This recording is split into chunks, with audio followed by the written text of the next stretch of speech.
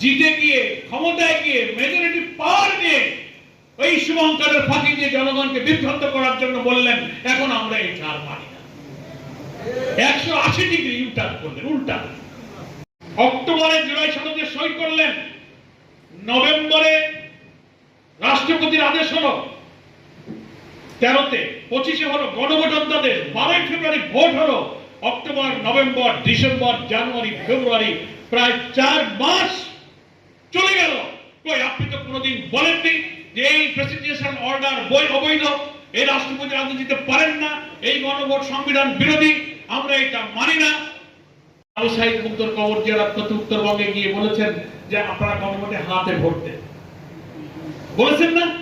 প্রথম বলতেছিল না। আমাদের ছাত্র নেতারা যখন বলল কই আমরা তো গণভোটে হার পক্ষে বলে যাচ্ছি, বিএনপি তো বলে না, লজ্জায় পড়ে উনি বললেন যে হ্যাঁ আপনারা হাতে ভোট দেন। তাতে আমরা ধরে নিলাম 12 ফেব্রুয়ারি নির্বাচনের দিন আমরা টেলিভিশনে দেখলাম যে মাননীয় প্রধানমন্ত্রী ভোট দিতে যাচ্ছেন কেন্দ্রে, দেখছেন না আপনারা? তো ভোট দিলে তো আমরা স্বাভাবিক সুধারণা করে বুঝবো যে আপনি ধানের শীষেও ভোট দিয়েছেন, আপনি হাতেও ভোট দিয়েছেন, দিয়েছেন কিনা বলেন?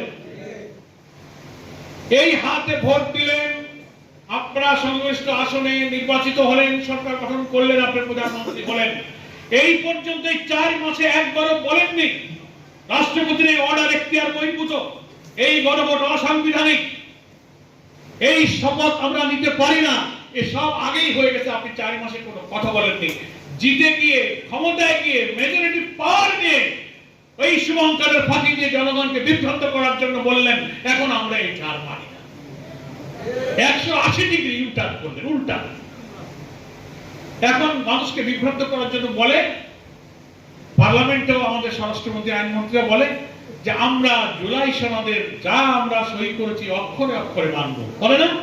পার্লামেন্ট যারা মেম্বার, এলাকার 3 লাখ 4 লাখ ভোটাররা ভোট দিয়ে তার জনগণ যে রাষ্ট্রের মালিক, সেই ভোটারদেরকে দিয়ে তার পাওয়ারটা এমপিকে ডেলিগেট করেছে। ডেলিগেট করা পাওয়ার দিয়ে তিনি পার্লামেন্টে সংবিধান অনুযায়ী আইন অনুযায়ী দেশ চালাতে তিনি দায়িত্ব পালন করবেন। এক পাবলিকের একটা ডেলিগেটেড পাওয়ার নিয়ে এমপিরা পার্লামেন্টে গিয়েছে। আর গণভোটে জনগণ কোন পাওয়ার ডেলিগেট করে নাই, সরাসরি তার ভোট দিয়ে বলেছে 84টি সংস্কার মানতে হবে। পার্লামেন্টে যারা কথা হচ্ছে ডেলিগেটেড পাওয়ার, গণভোট হচ্ছে ডাইরেক্ট পাওয়ার। কথা বুঝে আসছে? আমরা এই কথা বলেছি।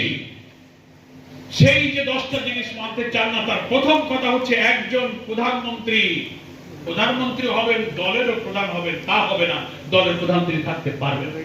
যে ভাষায় কথা বলা উচিত